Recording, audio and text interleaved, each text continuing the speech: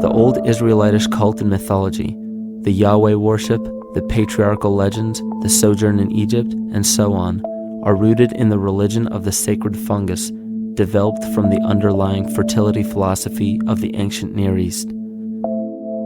The Jewish mitre, Muslim turbans, and military berets are derivations of the symbol of the mushroom cult. One of the first and most prominent, however, was the stellar cult, and a number of these ancient cults were created for shamanic purposes and earthly stewardship, yet some were taken over with different intentions.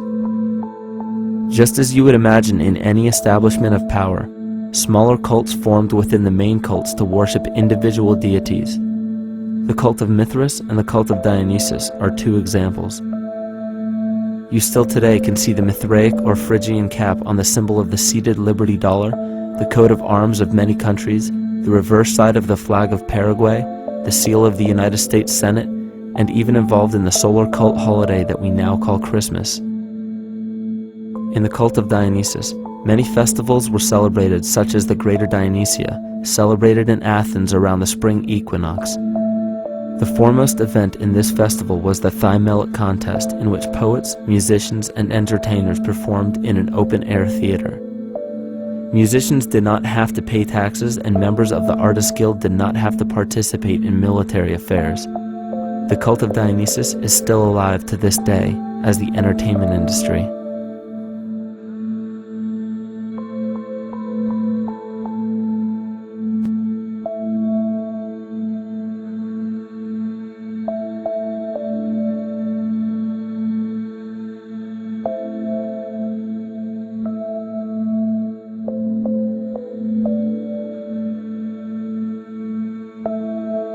These cults still exist in many important positions of power throughout the entire civilized world. Yet the most important function of these groups is to manufacture the consent and complicity of the people.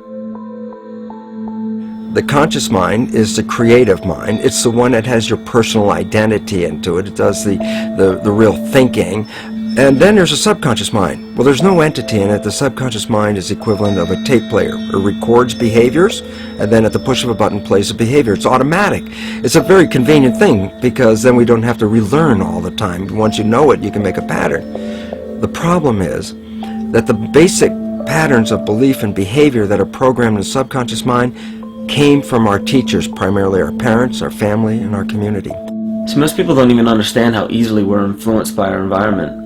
Every person that we encounter, every single situation that we're faced with, every little word that's said on television may not seem too influential to our conscious minds, but your unconscious is designed specifically to let every environmental signal influence you without your awareness. So the question is, are we leading conscious or unconscious lives? And now neuroscience has told us in the unfolding of our lives, only 5% of our life is controlled by our conscious mind, and 95% of the time controlled by the subconscious with programs from other people that were installed in there. And the problem is, it means when those programs are playing, we don't see them. And the skeptics will sit there and say, consciousness, archetypes, astrology? No. We create things with our hands, not our minds. Archetypes aren't physical. They can't influence me. But when you think of the fact that we're only conscious of this small little fraction of our behavior, what we don't realize is that entire countries, entire civilizations that think they're free and independent, but are unconsciously too afraid to be free and independent, they will beg to be governed. And if they can't do it themselves, who do you think will consciously or unconsciously take that responsibility? It usually ends up being that strong, masculine, animus archetypal figure. When we think we're in danger, we're not looking for our mother to nurture us. We want our father to protect us. And right on cue with the age of fear, this age of catastrophe, the age of this parasite, we see masculine domination. And one of the primary conduits for giving our responsibility and our conscious energy away is money. We surely don't want to admit that our dependency on money is flawed, because that would imply that the fault is our own. And God forbid we take responsibility for our lives, so we blame the money. This is the cornerstone of the entire illusion being built around us by the false ego. Money is said to be the root of all evil. yet it cannot be evil because money is only a symbol. Symbols carry only the faith and spirit of the observer. This means that the symbol of paper money, yet it cannot be evil because money is only a symbol. Symbols carry only the faith and spirit of the observer. This means that the symbol of paper money evokes and surfaces the evil intentions and inherent flaw of our false ego. Money only exists because we agree to accept it as valuable. And to further illustrate our incapacity for freedom, we've given the control of our faith-based money to a private corporation instead of the federal government. There is no law stating that we have to use Federal Reserve notes as currency. We choose to because we fear the alternative: independence.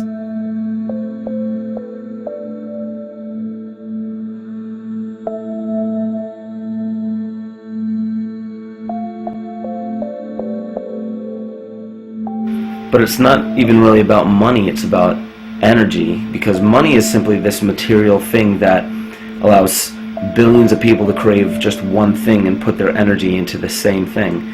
It's not the plasma TV or the house or the lifestyle or the job or the significant other or the status that we're really after, because we know that we're empty. These people feel sadness and loneliness and void just like anybody else, and they either want to fill that void with materialism because they think that that'll make them feel better, or they want to sedate the void feeling with material possessions. So it all comes back to this feeling of having to put our dependency into an external source, something that we have absolutely no control over.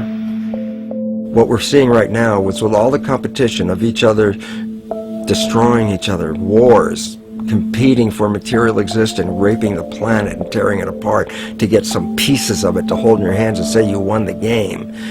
Every one of those moves is destructive not just of the planet but of human civilization, because human civilization will thrive with cooperation and will die with competition. And if you operate from these truths, then you end up with the extinction that lies before us. You see, we all have demons, so to speak. We all have inner demons in our lives, but we expect to see devilish monsters or dark apparitions when you think of a demon, kind of like what you'd see in the cinema. But our demons are really the people in our everyday lives, the people that we argue with, the people that we envy or hate, the ones we physically or emotionally harm in some way, shape, or form. And it's not because we envy or hate qualities in these specific people as much as we hate the fact that they remind us of ourselves. They reflect qualities about ourselves that we wish we had more of, or that we wish we didn't have at all. So what do? We alleviate that pain not by fixing or fighting our own demons, but by harming the people that remind us of our demons, by harming the people that remind us of the things that we don't like about ourselves.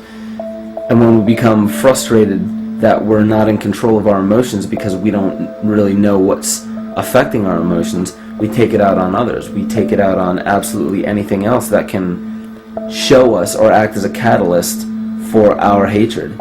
And so we do the same thing to animals. Animals are perfect because they can't defend themselves. And it's a perfect catalyst for our inner aggression, our confusion, our hatred. Just take it out on something absolutely helpless. Just imagine how unconscious a person has to be of his or her actions to torture or mutilate or brutalize any living thing.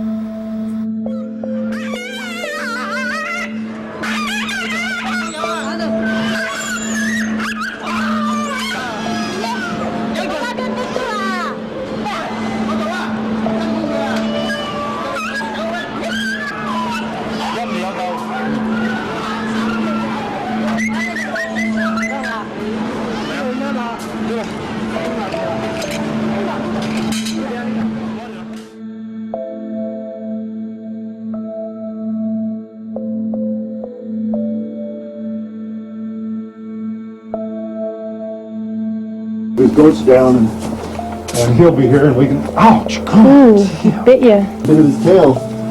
Is it common with your kids maybe? He's a big guy. That's